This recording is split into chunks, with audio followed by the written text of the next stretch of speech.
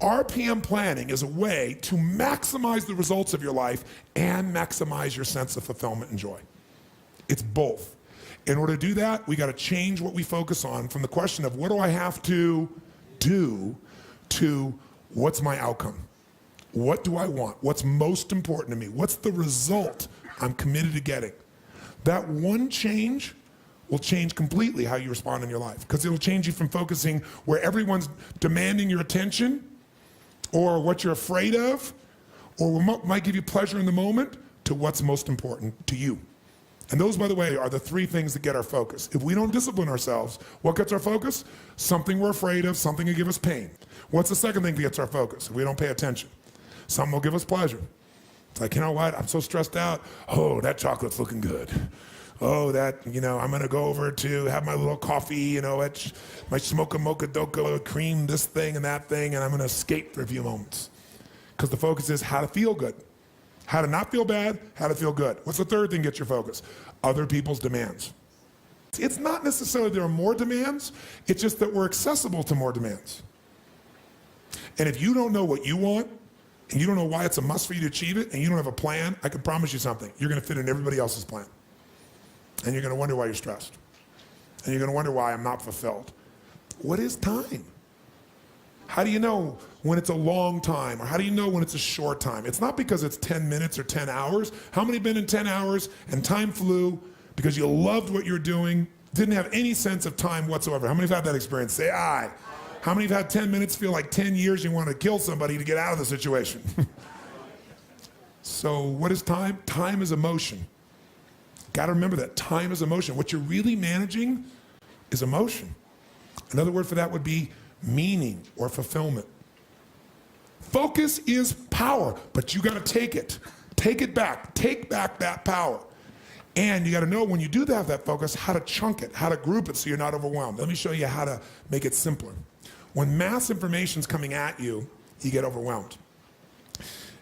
Most of us are great deletion creatures. We delete most of life. Right now, there are millions of things around you. You could be focusing on, thinking about, giving meanings to, making decisions about what to do. Millions. And when you think about what it's gonna take to do something, usually it takes a lot and you're not gonna wanna do it. So I'll do it when? Later. As my Australian friends would say, later. Right? And of course, the problem with doing it tomorrow is when you get to tomorrow, tomorrow is today, and tomorrow never comes. So, and you keep promising yourself. By the way, what does this do to you emotionally when you keep breaking your own promises with yourself? Or you keep failing to do things that you know are important? Does it increase your level of certainty and confidence? No. What it does is it erodes it. And when you erode confidence in one area, believe it or not, it affects the other areas too. Do you believe me on that? Don't believe me. What about your own life experience? Maybe not one area, but it starts to be multiple areas, it sure does. Another reason why somebody doesn't exercise or do anything is because they don't just chunk it too big, they chunk it in too many details. So remember this, change is never a matter of ability, it's always a matter of motivation. I'll say that again, change is never a matter of ability, it's always a matter of motivation or drive, having strong enough reasons. If you got a strong enough reason, you could figure out the time, couldn't you?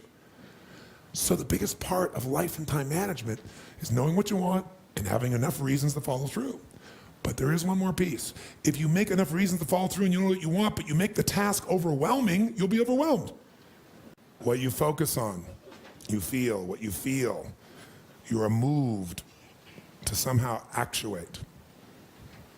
But if you only focus on what you don't want, or what's stressful in your life, what you can't control, or what you screwed up on, or what you messed up on in the past, not gonna get where you wanna be. Chunking is power. You don't wanna over chunk where you're trying to bite the whole darn thing together. You also don't wanna under chunk where you make a million pieces of something. What is chunking? It's taking all that's coming at you and putting it into idealized size groups that your mind can handle. See, science has proven the human brain, consciously, we can only handle what they call 7 plus or minus 2 chunks of information. It's a term that they describe in science, that human beings can only handle 7 plus or minus 2 chunks of information at one time.